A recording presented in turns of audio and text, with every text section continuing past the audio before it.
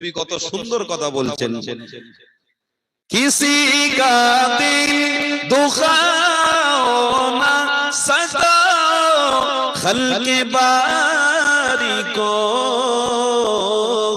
मेहरबानी का हर रास्ता मदीने को ही जाते हैं फलक पर चांद जैसा है नबी का नाम ऐसा है दिलों से गम मिटाता है मोहम्मद नाम ऐसा है ला इलाहा जुरे जुरे ला इलाहा इल्लल्लाह ला इलाहा इल्लल्लाह ला इलाहा इल्लल्लाह मुहम्मदुर रसूलुल्लाह हस्बी रब्बी जल्लल्लाह मा फी क़ल्बी गैरुल्लाह नूर मुहम्मद सल्लल्लाह ला इलाहा इल्लल्लाह ला इलाहा जोरे जोरे सबाई ला इलाहा পড়তে থাকুন সবাই পড়ুন লা ইলাহা লা ইল্লাল্লাহ লা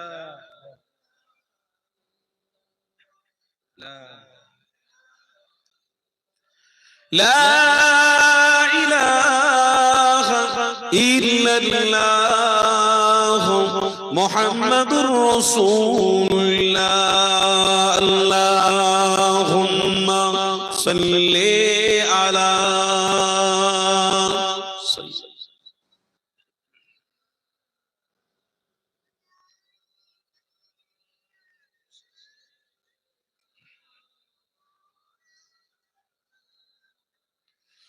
وقال الله تعالى في كلام المجيد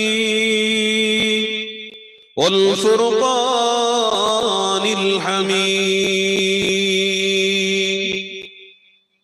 وكذبوا بآياتنا كذابا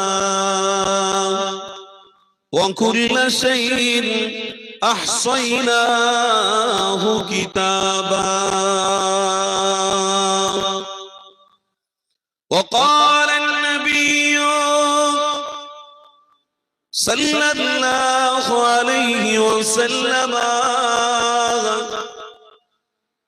ومن سطر مسلما سطر الله في الدنيا والآخرة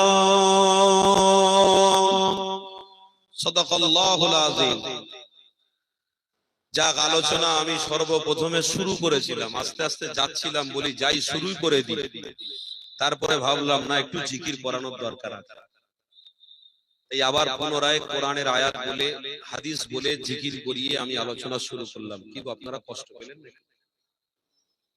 সব জিনিসের একটা লিমিট আছে মসজিদে গিয়ে নামাজ পড়তে গেলে আগে ওযু করতে হবে ওযু করে মসজিদে আদবের সাথে ডান দিকে পা দিতে হবে ডান পা আগে দিয়ে দোয়া পড়তে হবে আল্লাহুম্মা আফতাহলি আবওয়াব রাহমাতিক দোয়াটা পড়ে ভিতরে ঢুকে তারপরে নামাজের কাতারে দাঁড়িয়ে দোয়া করতে হবে কথা বুঝলেন দোয়া পড়ে তারপরে আপনাকে নামাজের নিয়ত করে নামাজ পড়তে হবে আর নামাজ পড়ার সময় কোন রকম বেয়াদবি চলবে না তাই ইমানি মাহফিলে আমরা এসেছি কিন্তু এরও একটা সিস্টেম আছে এর সিস্টেম কোরআনের কথা যখন হবে আল্লাহর প্রশংসা করো জিকির করো শুরু করো ইনশাআল্লাহ তোমার অন্তরটাকে আল্লাহ পরিষ্কার করে দেবেন তাই আমরা আজকের ভাগ্যবান যে ইমানি মাহফিল পেয়েছি আমাদের আসার মতো কোনো শক্তি নেই আল্লাহর দয়াতে আমরা এসেছি জোরে বলুন আলহামদুলিল্লাহ কে আনিয়েছেন এই জায়গায় এটা বিশ্বাস হয় সত্যি বিশ্বাস হয় না এখন করে সব বলছে দেখ নামাজ এই যে রোজা এই যে ভালো কাজ এসব মুসলমানদের একটা ভণ্ডামি মুসলমানদের এই কাজগুলো একটা ভণ্ডামি, এসব বেকার। ফলে কোনটা ভালো? বলছে ভালোটাই হলো 25শে ডিসেম্বরে গান বাজনা করা, 1 জানুয়ারি আনন্দ ফুর্তি করা, 26শে জানুয়ারি আনন্দ ফুর্তি করা, সব সময় রিল্যাক্সে থাকা। কিছুদিন আগে আমি তো শুনতেই ছিলাম যে বিয়ে বাড়িতে গান বাজনা করা হলো প্রযোজ্য, জায়েজ। জোরে বলুন নওয়াজুবিল্লাহ। কি সময় পড়েছে! আমরা এর পূর্বেও, এখন এই সময়ে দেখছি আমরা সায়েন্টিস্ট সময়, নেটওয়ার্ক, সোশ্যাল নেটওয়ার্কের সময় আমরা দেখতে পাচ্ছি যেটা আমার বাপ চাচারা জীবনে দেখেনি। আজ আমরা ওটাই দেখতে পাচ্ছি। কি আমার পাশের দেশ বাংলাদেশ, যে বাংলাদেশে বড় দাড়ি, ভালো টুপি পরে, বড় জুব্বা পরে মাহফিলে উঠে মাইকে মুখ দিয়ে জিকির করাচ্ছে। জিকির করাটা হলো ভালো। জিকির করলে অন্তর পরিষ্কার হয়, অন্তরের মধ্যে ঈমানের নূর আল্লাহ তাকে দান করে। জিকির অবশ্যই করা ভালো, তবে জিকির পৃথিবীর কোনো মানুষের নয়, আল্লাহ ছাড়া। আল্লাহ জিকির করো।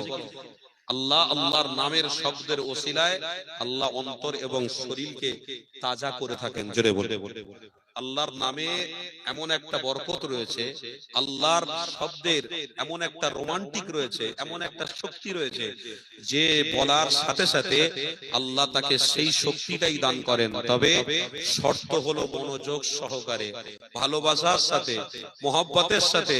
তাই আল্লাহর জিকিরের কথা আমার মুসাদ্দির জামান বলে গেছেন, তেনার 5 কলিজার টুকরা আওলাদরা জিকির করিয়ে গেছেন। কিন্তু আছে সোশ্যাল নেটওয়ার্কে আমরা জিকির দেখছি, মাথায় টুপি পরে মুখে দাড়ি রেখে আমরা জিকির দেখছি। হুজুর জিকির করাচ্ছে আর মাহফিলে যতজন বসে আছে হঠাৎ করে একজন উঠে হুমড়ি খাচ্ছে, ভলি খাচ্ছে। আমরা আগে ভলি খেতাম, বাচ্চা ছেলে তক্তপোষের উপরে ভলি খেতাম, টুক করে পা উঁচু করে দিয়ে আবার পড়ে যেতাম। ওইরকম এখন প্রকাশ্যে জিকিরের মাহফিলে ভলি দেখতে পাচ্ছি। তার লুঙ্গির কোনো খবর নেই, তার ইজ্জতের কোনো খবর নেই। ও ভলি খাচ্ছে আর এদিকে ক্যামেরাম্যান রেডি হয়ে রয়েছে। কথা বললেন, সোশ্যাল নেটওয়ার্কের দিন, তালকে তিল করা এখন সহজ হয়ে গেছে। আপনার বাড়ির নারী, আপনার বাড়ির বিবিটাকে, আপনার বাড়ির কন্যাটাকে সোশ্যাল নেটওয়ার্কে ভাইরাল এমন ভাবে করা, সোশ্যাল নেটওয়ার্কে এখন সহজ হয়ে গেছে। আপনার বাড়ির বিবিটা পর্দাওয়ালিও যদি থাকে, আপনার বাড়ির বিবির পর্দা থেকে কি করে সরিয়ে তাকে অন্য একটা ফেজ সমাজে দেখানো, এটাও কিন্তু সমাজে সহজ হয়ে গেছে। যুবক, আমি বসে আছি মাহফিলে আর আমার এই ছবিটা লাগিয়ে দেবে পার্লামেন্টে, যে ভাইজান পার্লামেন্টে গেছে। কথা বুঝলেন? আজ সেই দিন, সেই সময় এসে গেছে। আমরা যাই তাই সময়তে বাস করিনি। আমাদের এক একটা কদমে সায়েন্টিস্ট, গবেষক তৈরি রয়েছে। এক একটা কদমে গবেষক হচ্ছে, এক একটা পথ চলাতে গবেষক হচ্ছে, গবেষণা হচ্ছে। এই গবেষণার যুগে, সায়েন্সের যুগে আল্লাহ আমাদেরকে নবীর প্রেম দিয়ে ঈমানি মাহফিলে যে হাজির করিয়েছেন, এর থেকে বড় শুকরিয়া আদায়, এর থেকে বড় গর্ব আর কিছুই হতে পারে না। বলুন আলহামদুলিল্লাহ। তাই আমার আব্বারা, ভাইরা, ওই জিকিরকে আমরা আশ্রয় দেব না যে জিকির সমাজে মানুষের কাছে একটা কার্টুন হিসেবে প্রচার হয়। ওই জিকির আমরা কোনোদিন করব না যে জিকির সমাজের কোন একজন দল ওলি সাহেবদের নিয়ে এই মাইকে মুখ দিয়ে জিকির করিয়ে সমাজের ইসলামকে ছোট করার একটা প্ল্যান করবে। ওই সব জিকির আমাদের সমাজে আমরা আনতে পারি না। আমাদের জিকির কেমন? মুজাদ্দিদ জামানের আওলাদ করে গেছে। ছোট হুজুর পীর কেবলার ঘটনা আমার মনে আছে। আমি হালকা করে বলি, হুজুর কেবলা বলছিলেন, তোমার ছোট হুজুর পীর কেবলা যখন জিকির করিয়েছিলেন, ওই জিকিরের মাহফিলে একজন ছিল, সবাই জিকির করতে করতে একজন বেহুশ হয়ে গিয়েছিল। হঠাৎ করে হুজুর কেবলা জিকিরটাকে বন্ধ করে তাকে ডাকলেন। ওই ব্যক্তিটাকে তোলা হলো। সে কাঁদু কাঁদু ভাব এসে হুজুর কেবলার কদম ধরে কাঁদতে লেগেছে। বাবা, কেন কাঁদছো? হুজুর, আমি জিকির করতে করতে করতে এমন একটা হাল এসে গিয়েছিল, আমার চোখেতে মোহাম্মদ রাসূলের দিদার হয়ে গেছে। মেজো হুজুর পীর কেবলা জিকির করিয়েছেন, আচ্ছা আচ্ছা পাগলরা ইশকে দিওয়ানা হয়ে গেছিল। আর আজকে জিকির হচ্ছে হুজুরের পা ধরার জায়গায় লুঙ্গি ধরে টানাটানি হচ্ছে। আজকে জিকির হচ্ছে এমন জিকির যে জিকিরের কোনো সীমানা নেই, যে জিকিরের কোন প্রকারের কোন অস্তিত্ব নেই। আল্লাহর ওয়াস্তে এই সব থেকে আমরা দূরে থাকবো, বলুন ইনশাআল্লাহ। আরো জোরে বলুন ইনশাআল্লাহ। কেন? আমার আপনার নবীর উম্মত হয়ে আমরা গর্বিত। কেন? মুহাম্মদ রাসূলুল্লাহ এই সমাজে যে ইসলাম প্রচার করেছেন, এই ইসলামের অনুসারী যারা হয়েছেন, আমার রাসূলুল্লাহ তাদের মধ্যে কিছু কিছু সমাপ্তি করে গেছেন, বর্ডার দিয়ে গেছেন। কি বর্ডার? তোমরা ইসলামের অনুসারী হতে গেলে তোমাদের মন মানসিকতাকে নরম করতে হবে। এক, মানুষে মানুষে ভ্রাতৃত্ব বজায় রাখতে হবে। দুই, প্রত্যেক মানুষের সাথে সম্পর্ক রাখতে হবে। তিন, তোমাদের হাতের দ্বারায়, পায়ের দ্বারায়, কথার দ্বারায়, চলার দ্বারায় কোনো মানুষ যেন কষ্ট না পায়। এটা হলো ইসলাম, এটা হলো নবীর আদর্শ। কেন? আমার আপনার নবীর উম্মত হয়ে গর্বিত এই জন্য যে নবীকে আল্লাহ পৃথিবীর জমিনে আপনার আমার জন্য মুক্তির রাস্তা হিসেবে পাঠিয়েছিলেন, যে রাসূলকে আপনার আমার জন্য পৃথিবীর জমিনে নাজাতের কান্ডারি করে পাঠিয়েছিলেন, সেই মুহাম্মদ রাসূলুল্লাহর আদর্শ, চরিত্র, আখলাক, ইতিহাসটা তুললে আমরা আজ পর্যন্ত মনে তৃপ্তি পেতে থাকি, শান্তি পেতে থাকি, আর শুকরিয়া আদায় করতে থাকি। ইয়া রব্বি আল্লাহ, আপনি যে নবীর উম্মত করেছেন, এতে আমরা আজকে গর্বিত, আনন্দিত। কেন? যে রাসূলকে আপনি পাঠিয়েছেন, ওই রাসূলুল্লাহর সাথে আপনি রহমত দিয়েছেন, ওই রাসূলুল্লাহর সাথে আপনি নাজাত দিয়েছেন, ওই রাসূলুল্লাহর সাথে আপনি মুক্তি দিয়েছেন, ওই রাসূলুল্লাহর সাথে আপনি জাহান্নামের দরওয়াজা বন্ধ করেছেন, ওই রাসূলুল্লাহর সাথে সাথে আসার সাথে সাথে জান্নাতের দরওয়াজাগুলো আপনি খুলে রেখেছেন। সেই নবী আমরা আসেন একটু আমার হাবিবুল্লাহ নিয়ে আলোচনা করি। কেননা 2000 বছর আগে তোমার আমার নবী, নবী দয়া নবী আমার কি না কষ্ট করেছে, রাসূলুল্লাহ আমার কত না দুঃখ পেয়েছে। এই যুবকেরা ওই নবী পাকের প্রেমিক হয়ে আজকে আমরা গর্বিত, ওই রাসূলুল্লাহর প্রেমিক হয়ে আজকে আমরা আনন্দিত। কেন? আমার রাসূলুল্লাহ আজ থেকে 1000 বছর আগে ইসলামের জন্য কতটা কষ্ট করেছে, দ্বীনের জন্য কতটা কষ্ট করেছে, শরিয়াতের প্রচার প্রসারের জন্য আমার হাবিবুল্লাহ কত না কষ্ট করেছে। এই যুবকেরা ইতিহাসটা অবশ্যই মনে রাখতে হবে। ইতিহাস যদি আপনারা বারে বারে বারে বারে শুনে থাকেন, এটা অবশ্যই আপনাদেরকে আরো বেশি বেশি করে শুনতে হবে। কেননা আজকের দিনে আমার রাসূলুল্লাহর বিরোধিকারী বেড়ে গেছে, আমার হাবিবুল্লাহর বিরোধিকারী বেড়ে গেছে। এই যুবক তরুণীরা, আল্লাহ নবী আজ থেকে 1000 বছর আগে সাহাবাদেরকে একটা জায়গা রাস্তায় রেখে গেছে। আমার নবী পাক জানাতে লেগেছে, হে আমার সাহাবারা, আমি রাসূলুল্লাহ তোমাদেরকে জানিয়ে দিই না, এই রাস্তায় তোমরা চলবে, এই রাস্তাতে তোমরা দূরে সরবে না। আমার রাসূলুল্লাহ জানাতে লেগেছে, এ বাবা সাহাবারে, আমি হাবিবুল্লাহ রাস্তা দেখাতে লেগেছি, এই রাস্তায় যদি হাজার হাজার শয়তান আসে, ইবলিস তোমাদের ইমানকে যদি হাইজ্যাক করার চক্রান্ত করে, কেউ তোমাদের ইমানকে চক্রান্ত করে হাইজ্যাক করতে পারবে না। কেন? এই রাস্তার ওই পারে আমার আল্লাহ পাকের সাহায্য রয়েছে। এই যুবকেরা তরুণীরা, ওই রাস্তায় চললে ইমান কোনোদিন হাইজ্যাক হয়ে যাবে না। ওই রাস্তা সম্পর্কে আল্লাহ নবী আমার 1000 বছর আগে কি জানিয়েছে শোনো। আমার নবী পাক জানাতে লেগেছে, এ বাবা সাহাবারে, ওই রাস্তা হলো ইহদিনাস সিরাতাল মুস্তাকিম, ইহদিনাস সিরাতাল মুস্তাকিমের পথ ধরো, ইহদিনাস সিরাতাল মুস্তাকিমের রাস্তায় চলো। ইহদিনাস সিরাতাল মুস্তাকিমের রাস্তায় যদি চলবে, তাহলে তোমাদের ঈমানকে বরবাদ কেউ করতে পারবে না। তোমরা যখন রাস্তায় চলবে অনেকে অনেক রকম ভাবে ইবলিস শয়তানেরা তোমাদের চক্রান্ত করে নামাজ থেকে দূরে সরানোর চেষ্টা করবে, ভালো ভালো শরীয়তের কাজ থেকে তোমাকে আমাকে দূরে সরানোর চেষ্টা করবে, ভালো ভালো শরীয়তের কাজ থেকে তোমার আমার মাইন্ডটাকে দূরে সরানোর চেষ্টা করবে। এই নওজওয়ানেরা, এবার আমরা জানিনা, এবার আমরা জানিনা, শোনো, এই সময়তে আমার হাবিবুল্লাহর প্রেম থেকে দূরে সরে যেও না গো। কেন? বুখারীর হাদিসটা আপনাদেরকে জানিয়ে দিই। আল্লাহ নবীর 1000 বছর আগে জানিয়েছে, এ দুনিয়ার মানুষেরা এমন একটা দিন আসবে যে দিনেতে শয়তানদের কাজ ঈমানদারদের পছন্দ হয়ে যাবে, অথচ মুখে নবী নবী নবী করবে, কিন্তু শয়তানের কাজ কারাব্য থেকে তারা কোনোদিন মুখ ফিরাতে পারবে না। কেন? শয়তানকে খুশি করার জন্য সমাজে কেউ কেউ ওই রাস্তাটাকেই বেছে নেবে।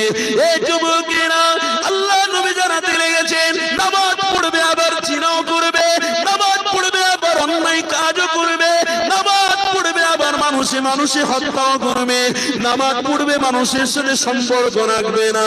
আমার নবী পাক 1000 বছর আগে জানিয়েছে, এই বাবা সাহাবারা, আমি রাসূলুল্লাহ তোমাদেরকে জানিয়ে দিলাম, এই রকম পরিবেশটা তৈরি হবে একটাই কারণে।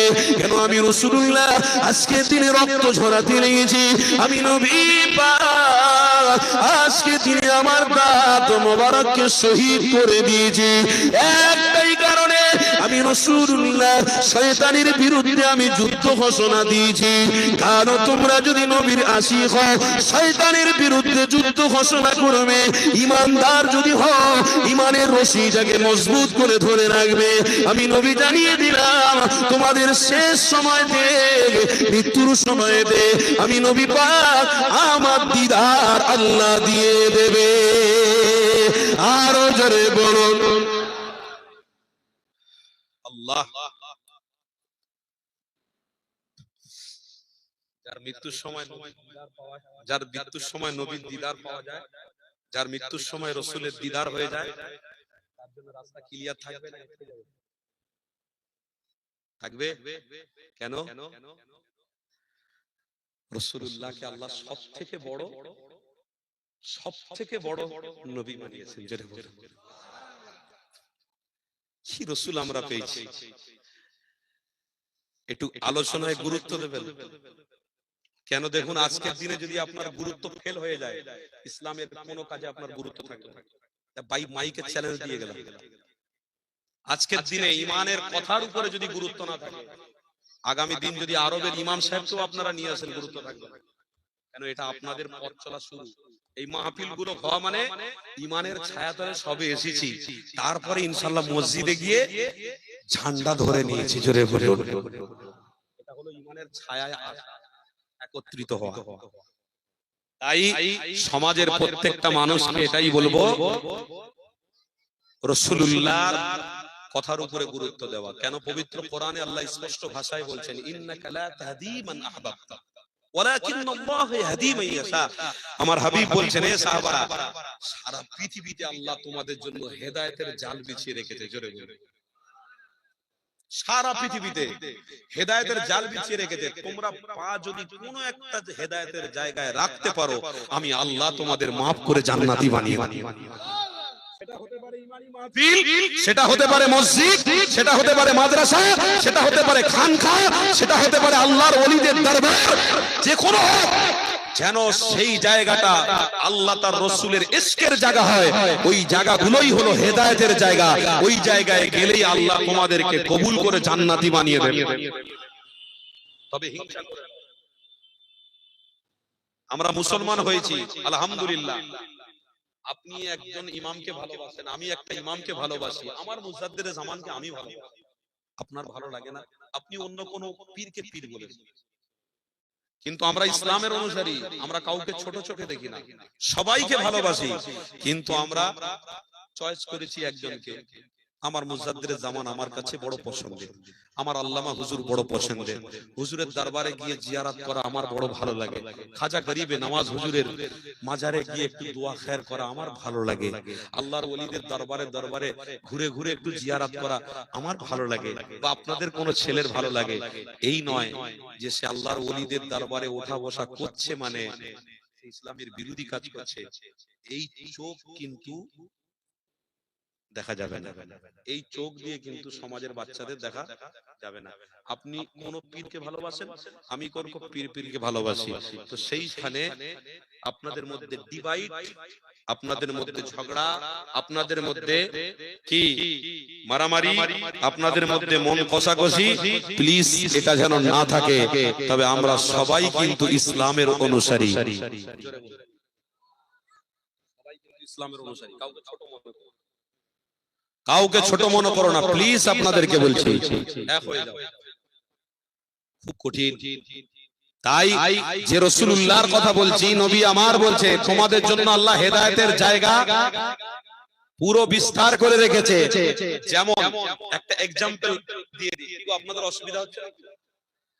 একটা এক্সাম্পল একটুখানি দিয়ে দিই। যেমন বড় পুকুর আছে, পুকুরটাকে আমি লিজে দিয়ে দিলাম, ওই পুকুরে জেলিরা মাছ ধরতে এসেছে কখন? ভোর 3:30, ভোর 4টের সময় মাছ ধরতে এসেছে, বা 2:30টার সময়, যখন ওই মাথা থেকে জাল পুরো দিচ্ছে, ওই মাথায় তুলেছে, দেখছে মাছ ওঠে, ওই মাথা থেকে আবার জাল দিয়েছে, আবার এই মাথায় মাছ ওঠেনি, তাহলে জেলিদের রাগ হবে না? হবে না? এই বলুন। আবার ওই মাথা থেকে জাল ঢুকিয়েছে, আবার এই মাথায় কিছু কিছু মাছ ধরা পড়েছে, আবার কিছু কিছু মাছ এদিক ওদিক করে গলে গলে চলে গেছে। আমার রাসূল বলছে সাহাবারা খবরদার, আল্লাহ তোমাদেরকে খাওয়াচ্ছে, ভালো রেখেছে, সুস্থ রেখেছে, তোমরা কোনোদিন শয়তানের দাসত্বে গিয়ে ঈমানটাকে বরবাদ করে দিও না। তোমরা হেদায়েতের রাস্তা পেয়েছো, হেদায়েতের রাস্তায় মজবুত করে ধরে থাকো। আমি রাসূলুল্লাহ মৃত্যুর সময় তোমাদের চেহারাতে আল্লাহ দিদার দান করে দেবে। মৃত্যুর সময় দিদার যার জন্য হবে, তার জন্য জান্নাতের রাস্তা ক্লিয়ার, তার জন্য জান্নাতের রাস্তা পুরো ক্লিয়ার। আরে সেই রাসূলুল্লাহর দিদার পাওয়াটা আমার আপনার জন্য ভাগ্য, তবে তার জন্য মান জাদ্দা ওয়াজাদা, ভালো কাজ করতে হবে, সব কাজে আপনাদেরকে অ্যাটেন্ড থাকতে হবে।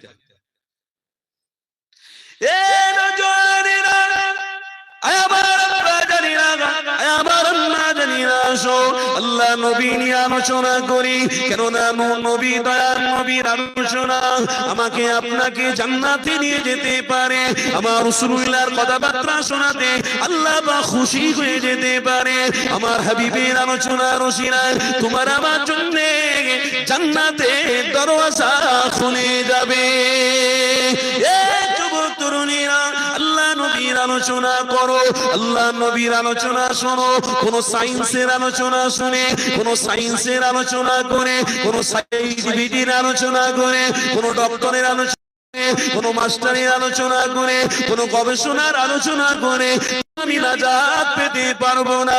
তোমাকে আমাকে আল্লাহ নাজাত দেবে একটাই কারণে, আল্লাহ নবী দিন দুনিয়া বাদশা হাবিবের আলোচনা শুনলে।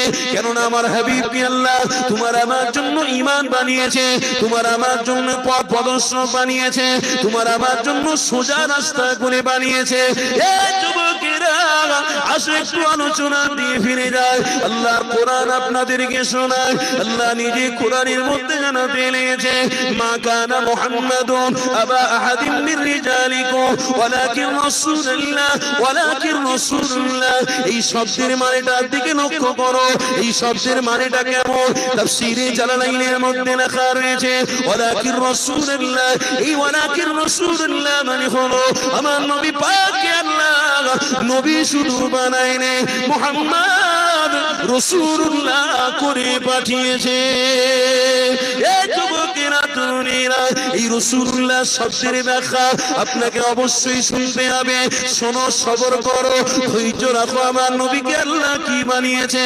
ওয়ালাকিন রাসূলুল্লাহ, হযরত মুসা নবীকে আল্লাহ বলছে, ইয়া মুসা রে, ওয়ালাকিন রাসূলুল্লাহর মানেটা শোনো, আমি তোমাদেরকে পয়গম্বর করে পাঠিয়েছি। হযরত আদম নবীকে পয়গম্বর বানালাম, হযরত ইব্রাহিম নবীকে পয়গম্বর বানিয়েছি, হযরত দাউদ নবীকে পয়গম্বর বানিয়েছি, হযরত সুলাইমান নবীকে পয়গম্বর বানিয়েছি, হযরত হুসাইন নবীকে পয়গম্বর বানিয়েছি। এই যুবকেরা 1,24,000 পয়গম্বরেরা দুনিয়া জমিনে এসেছে। আমার আল্লাহ মুসা নবীকে বলতে লেগেছে, ইয়া মুসা রে, 1,24,000 পয়গম্বরের মধ্য থেকে আমি আল্লাহ বা রাসূলুল্লাহকে, মুহাম্মদুর রাসূলুল্লাহকে সব থেকে বড় আমি নবী বানিয়েছি, সব থেকে আলা নবী বানিয়েছি, সব থেকে উত্তম নবী বানিয়েছি। মুসা নবী বলতে লাগলেন, ও রব্বি আল্লাহ, কেমন নবী আপনি বানিয়েছেন? রাসূলুল্লাহ কেমন রাসূলুল্লাহ বানিয়েছেন? একটুখানি আপনি পরিচয় দিয়ে দেন। আমার আল্লাহ জানাতে লেগেছে, ইয়া মুসা রে, আমার রাসূলুল্লাহর বিষয়ে যখন জানতে চেয়েছো, শোনো, আমার রাসূলুল্লাহকে আমি আল্লাহ রাসূলুল্লাহ কেমন বানিয়েছি। তোমাদের নবী করে পাঠিয়েছি, তোমরা হলে আমার পয়গম্বর, আমার পক্ষ থেকে প্রতিনিধি। নবীরা হলো পয়গম্বর প্রতিনিধি, কিন্তু মুহাম্মদ রাসূলুল্লাহ তিনি হলেন পয়গম্বর, তিনি আবার হলেন আল্লাহ পাকের সবথেকে বড় নবী। এই যুবকেরা তরুণীরা, আল্লাহ পাক সময় মুসা নবীকে জানাতে লেগেছে, ইয়া মুসা রে, তুমি শোনো, আমার সাথে কথা বলছো, তোমার সাথে কথা হচ্ছে, এটা ডাইরেক্ট নয়, ইনডাইরেক্ট, কোনো না কোনো একটা ভায়া রয়েছে। হযরত আদম নবীর সাথেও কথা হয়েছিল, কোনো না কোনো রকম ভায়া হয়েছিল। হযরত ইব্রাহিম নবীর সাথেও কথা হয়েছিল, কোনো না কোনো রকম ভায়ায় কথা হয়েছিল। হযরত ইসমাঈল নবীর সাথে কথা হয়েছিল, কোনো না কোনো রকম ভায়া ছিল। এ মুসা রে, আমি আমার হাবিবের সাথে কথা বলবো, এমন একটা নবী বানিয়েছি, এমন একটা রাসূল বানিয়েছি। আমি আল্লাহ 70,000 পর্দা তুলে দিয়ে আমি আল্লাহ আমার হাবিবকে, আমার রাসূলুল্লাহকে নিজে পাশে বসিয়ে আমি আল্লাহ নিজে ডাইরেক্ট কথা বলবো। 1 নম্বর রাসূলুল্লাহর পরিচয়। সেই নবীর উম্মত হয়ে আজকে জন্মেছি, কিন্তু আমরা খুশিতে আছি না? বলুন, কি গো, আপনাদের অসুবিধা হচ্ছে নাকি? না, আমার তো মনে হচ্ছে আপনারা কেউ খুশিতে নেই। আল্লাহ ঘর দিয়েছে তো, খাবার দিচ্ছে তো, সুস্থ রেখেছে, সব আমার রাসূলুল্লাহর সাদাকা। জোরে বলুন, কেন? আমরা নবীর উম্মত, আমরা রাসূলের উম্মত। আমার আল্লাহ রাসূলুল্লাহকে পয়গম্বরও বানিয়েছে, রাসূলও বানিয়েছে। আফসোস, কিন্তু সেই রাসূলের উম্মত আজকে মসজিদ থেকে অনেকটা দূরে চলে গেছে। দিল্লির জমিনে মাইকে বলে যাচ্ছে 15টা মসজিদ বন্ধ হয়ে পড়ে রয়েছে। আফসোস, আমরা মুখে সেই নবীকে ভালোবাসি, মুখে এখান পর্যন্ত আনতে পারিনি। তার পরিচয় আজকের আমাদেরকে ভোগ করতে হচ্ছে। কি কিছু কিছু উঠেছে, আপনারা জানেন কি জানি না, এখন ইদানিং করে বলছে মসজিদ আমার, মাদ্রাসা আমার, কবরস্থান আমার। ভাই, আপনার আমার বলে কিছু আছে দুনিয়াতে? এই জমিন হয়তো আপনার, আপনি বলছেন, কিন্তু আপনি মরে গেলে এই জমিন আপনার খাটিয়াতে তুলে দেবে কেউ? কথা বলেন না, তাহলে আপনার জমিন কি করে হলো? আরে আপনি বলছেন ওই বাড়িটা, 5তলা বাড়িটা, এটা আমার, তাহলে আপনি মরে যাওয়ার পরে আপনার যদি দাবি করে থাকেন, তো 5তলা ঘরটা আপনার খাটিয়ার উপরে রেখে দুক কেন? আপনি বলেন মোবাইল আপনার সাথে সাথে ঘোরে, আর এখন প্রয়োজনীয় জিনিসের মধ্যে সবথেকে উত্তম জিনিস হলো মোবাইল। এই মোবাইল ঘুম থেকে উঠলেই আগে বালিশের কাছে হাত দিয়ে হাঁচা মেরে দেখি মোবাইল কোথায় আছে। আগে বাচ্চা দেখি না, আগে বিবি দেখি না, আগে কোরআন দেখি না, আগে দোয়া পড়ি না, যে আল্লাহর শুকরিয়া আদায় করব যে আল্লাহ আমাকে সারা রাত ঘুম পড়িয়ে রাখলো, আমি যে উঠেছি, উঠে বলবো আল্লাহুম্মা লাকাল হামদু ওয়া লাকাশ শুকর। আমি শুকরিয়া আদায় উঠে না করে আমি আগে মোবাইলটা কোথায়, এর নাম তো সোশ্যাল, এর নাম তো সোশ্যাল নেটওয়ার্কের সময়, এর নাম তো সায়েন্সের যুগ, এর নাম তো ডিজিটাল ভারতবর্ষ। এর নাম কোন জায়গায় পৌঁছে দিয়েছে দেখো, ঘুম হারাম করে দিয়েছে, অথচ রসুলের উম্মতরা বলে আমরা রসুলকে ভালোবাসি। তো তুমি ঘুম থেকে উঠে মোবাইলে হাঁচা মারার আগে তুমি এই শুকরিয়া আদায়টা করলে না? আল্লাহ সারা রাত ঘুম পড়িয়েছো, দোয়াটা পড়লে না? আলহামদুলিল্লাহিল্লাযী আহয়ানা বাদামা আমাতানা ওয়া ইলাইহিন নুশুর, দোয়াটা পড়লে না? এইটা বলতে গেলে বলে হুজুর আপনি জ্ঞান দিচ্ছেন, আমাদের সব জানা আছে। আরে ভাই, সব জানা থাকলেও ইসলামের মধ্যে এটাও আছে, যত জানবে তত তুমি শোনো, যত জানবে তত তুমি শোনো। তুমি যত জানো না কেন দাবি করো, রাসূলুল্লাহর উপরে তুমি জানতে কোনোদিন পারো না। তোমার জ্ঞান ওই পর্যন্ত সমাপ্তি, রাসূলের ঊর্ধ্বে নয়। কেন? তোমার আমার রাসূলকে তো আল্লাহ तमाम পৃথিবীর মানুষের জন্য শিক্ষা গুরু করে পাঠিয়েছে। জোরে বলে ইন্নামা বুইস্তু মুআল্লিমান, তোমার হাবিবের জন্য আল্লাহ শিক্ষা গুরু করেছে।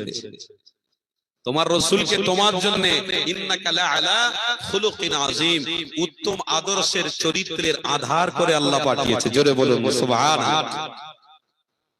সেই রাসূলুল্লাহকে আমরা ভালোবাসি। 15টা মসজিদ বন্ধ হয়েছে, বড় বড় ঘাস, গম্বুজে পর্যন্ত ঘাস হয়ে গেছে। আমি নিজের চোখে কিছু মসজিদ ভ্রমণ করে এসেছি, মসজিদে তালা মারা, মুসল্লি নেই। তাহলে আজকে কোন এক দল বলছে মসজিদ আমার, মাদ্রাসা আমার, কবরস্থান আমার। আমার বলে কি আছে? যারা দাবি করছে আমরা সবাই ঈমানদার, আমরা তাদের দাবিটা মেনে দিয়ে দিলাম, লাও মসজিদ দিয়ে দাও।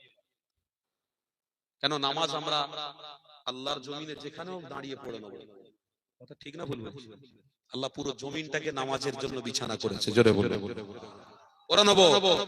যদি বলো তুই নিয়ে নেবে কবরস্থান, আমরা দিয়ে দেবো, দাও কবরস্থান নিয়ে নাও। আমার বাপ মরে গেলে, আমার মা মরে গেলে, আমার যে ছোট্ট ঘর আছে, ওই ঘরের ভিতরে গর্ত খুলে কবর খুলে দাফন করে দরকার পড়লে ওই ঘরের পাশে পাটি বিছিয়ে দিন পার করে দেবো। কেন? আমরা ঈমানদার। আমাদের কাছ থেকে মাদ্রাসা নিয়ে নেবে, যা নিয়ে নে, কিন্তু আমাদের সিনায় সিনায় যে কোরআন রয়েছে, আমাদের সিনায় সিনায় যে আমল করার একটা প্রতিভা রয়েছে, আমাদের সিনায় সিনায় আশহাদু আল্লা ইলাহা ইল্লাল্লাহু ওয়াহদাহু লা শারীকা লা ওয়া আশহাদু আন্না মুহাম্মাদান আবদুহু ওয়া রাসূল যে লুকিয়ে রয়েছে, এটাকে তুই কোনোদিন ছিনিয়ে নিতে পারবি না। তবে মনে রাখ, তোরা বলছিস যে মাদ্রাসা, মসজিদ, কবরস্থান সবগুলো নিয়ে নিবি, আমরা উম্মতে মুহাম্মাদি দিয়ে দিতে রাজি আছি, কিন্তু মৃত্যুর সময় কি করে এগুলো নিয়ে যেতে পারিস আমরা শুধু দেখব। সাদা সবে চুল পেকেছে, দাড়িগুলো দেখতে পাচ্ছি সাদা সাদা হয়ে গেছে, লাঠি ধরবে, বলছে জমিন আমার, ওটা আমার, এটা আমার, ভোগ করতে পারবি? মসজিদ নিয়ে নিবি, মাদ্রাসা কেড়ে নিবি, ওটা কেড়ে নিবি, ভোগ করতে পারবি তো? তোর মতন কত এসেছে আর তোর মতন কত চলে গেছে, ও সব রেখে দিকে যা। আমরা কোরআন নিয়ে গবেষণা করেছি, আমরা কোন সায়েন্স নিয়ে গবেষণা করিনি, আমরা চন্দ্র নিয়ে গবেষণা করিনি, আমরা সূর্য কাউকে পাঠিয়ে বিশ্বাস করতে হয় না, আমরা বিশ্বাস করেছি লা ইলাহা ইল্লাল্লাহু মুহাম্মাদুর রাসূলুল্লাহ। একবার জোরে বলেন, আরে জোরে বলেন। আমাদের কাছে কোরআন আছে, আমাদের কাছে তাফসীর আছে। আরে যে কোরআন শরীফের আয়াত এখনো পর্যন্ত উজ্জ্বল নক্ষত্র হয়ে রয়েছে, সূরা ফিল প্রত্যেক নামাজে আমরা পড়ে থাকি, মা বোনেরাও পড়ে থাকে। সূরা ফিলে আল্লাহ স্পষ্ট ভাষায় বলছে, আউযু বিল্লাহি মিনাশ শাইতানির রাজীম, বিসমিল্লাহির রহমানির রহিম, আলাম তারা কাইফা ফাআলা রাব্বুকা বিআসহাবিল ফিল, আলাম ইয়াজআল কাইদাহুম ফি তাদলিল ওয়া আরসালা আলাইহিম তায়রান আবাবিল। আমি একটা বান্দাকে পাঠিয়েছিলাম, বান্দাকে অর্থ দিয়েছিলাম, বুদ্ধি দিয়েছিলাম, বিবেক দিয়েছিলাম, ইহদিনাস সিরাতাল মুস্তাকিমের রাস্তাটা মজবুত করে ধরে রাখতে পারে না। ছিটকে পয়সার অহংকার এসে গেছে, ছিটকে রক্তের গরম এসে গিয়েছিল, ছিটকে যাওয়ার দরুন সে বলেছিল বাইতুল্লাহ শরীফটাকে ভেঙে গুড়িয়ে দেবো, এই বাইতুল্লাহ আমার জমিনের উপরে আছে। বলে হায় আয় চলে আয়, ভেঙে দিবি, চলে আয়। হাতি বাহিনী নিয়ে সব গুড় গুড় করে আসছে, কি উড়িয়ে দেবে? আল্লাহর ঘর বাইতুল্লাহ। লকডাউনে আমরা দেখেছি বিভিন্ন জায়গা থেকে হজ যাত্রীদের আসা বন্ধ করে দেওয়া হয়েছে, কিন্তু আল্লাহর কসম করে বলছি, আল্লাহ বলছেন বাইতুল্লাহ আমার ঘর, এটা সত্য। তাই আমি আল্লাহ কিয়ামত পর্যন্ত তওয়াফকে বন্ধ করে দেব না। জোরে বলুন। মানুষ আসে না তো কি হয়েছে? আল্লাহর মাখলুক ছোট্ট ছোট্ট পাখি দিয়ে আল্লাহ তওয়াফ করিয়ে নিয়েছে। কুদরতি ইলাহি তোমার কে বুঝতে পারে? ইনি হলেন সেই মালিক, কিছু নাহি তোমার ক্ষমতা রহে। কুদরতি ইলাহি তোমার কে বুঝতে পারে? আরে কুদরতি মালিক তো আল্লাহ। আল্লাহ নিজে বলছেন ওয়াসিআ কুরসিয়ুস সামাওয়াতি ওয়াল আরদ ওয়ালা ইয়াউদুহু হিফযুহুমা ওয়া হুয়াল আলিয়্যুল আযীম। আরশ কুরসি, রাত দিন, চন্দ্র সূর্য, এ বান্দা সব আমি আল্লাহ কোন দিয়ে তৈরি করেছি। জোরে বলে। আবার ফায়াকুন বলবো, ধ্বংস হবে। আবার আমি ইচ্ছে করব আবার বাঁচাবো। আবার ইচ্ছে করব ইদা জুলজিলাতিল আরদু জিলজালাহা ওয়া আখরাজাতিল আরদু আসফালাহা, আবার ধ্বংস করে দেব। ওদের কি ক্ষমতা? একবেলা মানুষকে খেয়ে দেয়, একবেলা মানুষকে খেয়ে দেয়। এই গ্রামের একটা বড় লোক ঘোষণা দিচ্ছে, আমি পুরো গ্রামবাসীদেরকে দাওয়াত দিলাম, দুপুরে আমার বাড়িতে খানা খেয়ে যাবেন। বিশাল বড় প্যান্ডেল, বিশাল বড় আয়োজন, একদিন আগে থেকে রান্না বান্না হচ্ছে। সবাই খেতে গেছে, খেয়ে নিয়ে বাইরে বেরিয়ে সব গল্প করতে করতে যাচ্ছে। বলে পাঁপড়টাতে ভাজা হয়েছে, পাঁপড় শক্ত। তারপরে খানিকটা গিয়ে বলে, আরে ভাতে তরকারিতে নুন হয়েছিল, তরকারি আঝালা, তরকারি ভালো করে না। এই লোক ভালো নয়, এই লোকের জিনিস ভালো নয়, এই লোক খারাপ বলে ওই জন্য তার জিনিসগুলো খারাপ হয়েছে, বদনাম করতে করতে যাবে। কিন্তু আজও পর্যন্ত আল্লাহর বদনাম কেউ করতে পারবে? কেউ করতে পারবে? আল্লাহর খুঁত কেউ ধরতে পারবে? ওই বেঈমান ধরেছিল, বলছে কাবা বাইতুল্লাহ ধ্বংস করে দেবো, এটা আমার আমার আমার জদ্দারানি দেখাতে গিয়ে দল বল সব ক্ষমতা নিয়ে হাজির হচ্ছে। আমার আল্লাহ বলছে তোদেরকে আমি বড় কিছু দিয়ে ধ্বংস করব না, তোদেরকে সামান্য একটা জিনিস দিয়ে ধ্বংস করব। বলে কি? বলছে সামান্য একটা পাখি তোদের মাথার উপর দিয়ে উড়ে যাবে, তোদের গোশতগুলো সব টোপে টোপে ঝরে ঝরে ঝরে ঝরে খসে খসে জমিনে পড়বে। তোদের বাপের ক্ষমতা নেই, তোদের গোশতগুলোকে তোরা রক্ষা করে দেখা, ছিটকে ছিটকে মরে যাবি, বাঁদরের মতো লাফ মেরে মেরে তোদের মরতে হবে, তোদের অস্তিত্ব আমি মিটিয়ে দেবো। কেন? আল্লাহু হাক্কুন, আমি আল্লাহ হক, আমার বাইতুল্লাহ হলো আমার ঘর। আমার ঘরকে আঁচড় দেওয়ার আগে 10 বার ভাবা উচিত ছিল। যখন ঘরকে আঁচড় দেওয়ার পরিকল্পনা করেছিস, আমি আল্লাহ তোদেরকে নাস্তে নাবুদ করে দেওয়ার পরিকল্পনা করেছি। দেখ কত ধানে কত চাল ধ্বংস করেছে আল্লাহ। আজও ইতিহাস কোরআন আমাদের কাছে রয়েছে। কিছু করার আছে? তাদের অস্তিত্ব আছে? আল্লাহর ঘর, আল্লাহর জায়গা আছে না? এই জমিন কবরবাসী যেখানে শুয়ে রয়েছে, এই জমিনকে তুই কেড়ে নিয়ে চলে যেতে পারবি? এই মসজিদকে মসজিদের জায়গা নিয়ে কেড়ে নিতে চলে যেতে পারবি? 50টা বছর অপেক্ষা কর। 50টা বছর পরে আল্লাহ যদি এই গ্রামের কোন একটা মানুষকে যদি বেঁচিয়ে রাখে বা আমাকে যদি বেঁচিয়ে রাখে, 50টা বছর পরে দেখবি তোর নাস্তে নাবুদ হয়ে গেছে, তুই নিজেকে নিজে ধ্বংস হয়ে গেছিস, তোর অস্তিত্ব খুঁজে পাওয়া যাবে। তাই আল্লাহ যাকে কিছু দেয় ওটা নিয়ে মানুষকে ভালোবাসা, ভ্রাতৃত্ব, মোহাব্বত, রুজি দেওয়ার ব্যবস্থা। রিজিকের রাস্তা তোকে আল্লাহ, রিজিকের রাস্তা দেখানোর জন্য তোকে আল্লাহ কিছু দিয়েছে, ওটা নিয়ে রুজির রাস্তা দেখিয়ে দে। মানুষের সঙ্গে ভ্রাতৃত্ব রাখো, মানুষের সঙ্গে ভালোবাসা রাখো। বাড়ি থেকে বের হওয়ার সময় সালাম দিয়ে বের হও, আর আল্লাহর কাছে একটা নিয়ত করে বের হও, আল্লাহ রাস্তায় হেঁটে হেঁটে যাব, যতগুলো মানুষ পাবো সবার সাথে মুসাফা করব। রাস্তায় হেঁটে হেঁটে যাব, আল্লাহ যে মানুষটা গরিব এতিম মিসকিন দেখতে পেয়ে আল্লাহ তার জন্য একটা খাবার কিনে দেবো। আল্লাহ রাস্তায় হেঁটে হেঁটে যাব, কোনো মানুষকে পেলে মুসাফা করব, সালাম দেবো। এই নিয়তটা করে রাস্তা দিয়ে হাঁট। তুই যদি মরে যাস, তোর জন্য আল্লাহর মালাইকা ফেরেশতারা দোয়া করতে থাকবে। ইতিহাস তৈরি করে নয়, আর ইতিহাস তৈরি করতে গেলে মুহাম্মদ রাসূলুল্লাহর প্রেমের দরকার আছে। আমরা সেই নবীর উম্মত, রাসূলুল্লাহর প্রেম নিয়ে আমরা মরব, রাসূলুল্লাহর প্রেম নিয়ে আমরা চলব। জোরে বলুন ইনশাআল্লাহ। আরো মহব্বতে বলুন তাকবীর দেন, মহব্বতে নারে তাকবীর। সিলসিলায়ে হক মুজাদ্দিদে জামান দাদা পীরের হক সিলসিলা। আপনাদের কষ্ট হচ্ছে? তাহলে আসেন যে আলোচনা সমাপ্তি করলাম, ওই আলোচনার দিকে আবার ফিরে যায়। আল্লাহ নবীর দুনিয়া বাস্তবিকুল্লাহ বিষয়ে আপনাদেরকে যে আলোচনা করছিলাম, এই যুবক তরুণীরা আল্লাহ নবী নূহ নবী দয়া নবী বিষয়ে হযরত মূসা নবীকে আল্লাহ জানাতে লেগেছে, ইয়া মূসা রে, আমার হাবিবকে আমি কেমন নবী বানিয়েছি, কেমন রাসূলুল্লাহ বানিয়েছি, আমার হাবিবের সাথে আমি আল্লাহ ডাইরেক্ট দিদার দিতে থাকবো। আরো জোরে বলুন এ যুবক তরুণীরা, আমার আব্বা জানেরা, এমন করে কোরআনের আয়াতের ব্যাখ্যা আপনাদেরকে শুনিয়ে দিই। আল্লাহ নিজে জানাতে লাগলেন, মা কানা মুহাম্মাদুন আবা আহাদিন মিন রিজালিকুম ওয়ালাকিন রাসূলুল্লাহ। এই ওয়ালাকিন রাসূলুল্লাহর ব্যাখ্যা আপনাদেরকে জানিয়ে দিই। আল্লাহ নবী বিষয়ে আমার আল্লাহ মূসা নবীকে জানাতে লেগেছে, ইয়া মূসা রে, আমি আমার রাসূলুল্লাহকে বড়ই পছন্দ করে ফেলেছি, আমার হাবিবকে বড় কবুল করে ফেলেছি, আমার হাবিবকে রাসূলুল্লাহ বানিয়েছি, তোমাদের থেকে উত্তম নবী বানিয়েছি।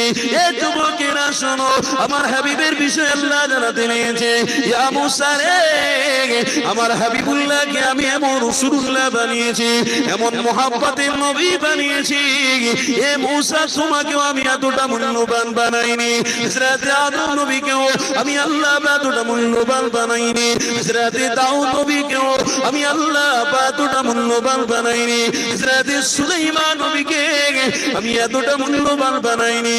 হযরত মূসা নবী বলতে লাগলেন, ও রব্বি আল্লাহ, তবে আপনার রাসূলুল্লাহকে কেমন মূল্যবান বানিয়েছে? আমার আল্লাহ জানাতে লাগলেন, ইয়া মূসা রে, আমার রাসূলুল্লাহ সম্পর্কে তোমাকে জানিয়ে দিই, আমার হাবিবকে আমি আল্লাহ এমন একটা জান্নাতি পানি দান করেছি, যা নবী আলাইহিস সালামকে আমি আল্লাহ দিইনি। আল্লাহ নিজে কোরআনে জানিয়েছে, বিসমিল্লাহির রহমানির রহিম, ইন্না আতাইনাকাল কাউসার। আমার রাসূলুল্লাহকে আল্লাহ কাউসারে জান্নাতি পানি দিয়েছে। আমার আল্লাহ মূসা নবীকে বলতে লেগেছে, ইয়া মূসা রে, আমার হাবিবের হাতে তাম উম্মতিদের পান করানোর সুযোগ দেব। রাসূলুল্লাহর বৈশিষ্ট্য দেখো, কি মুহাম্মদ রাসূলুল্লাহর উম্মত হয়েছে দেখো। আজকের আমাদের জীবন থেকে রাসূলুল্লাহর আদর্শ চলে যাচ্ছে, আজ আমার আপনার জীবন থেকে হাবিবুল্লাহর প্রেম চলে যেতে লেগেছে। আজকে শয়তানি চক্রান্তে পড়ে গিয়ে এই পৃথিবীর জমিনে অন্যায়টাকে সাপোর্ট করতে লেগেছে, ন্যায় থেকে আমরা দূরে সরে যাচ্ছি। এই যুবকেরা তরুণীরা খবরদার, দুটো হাত দুটো জোড় জোড় করে বলে দিয়ে যায়, আমার রাসূল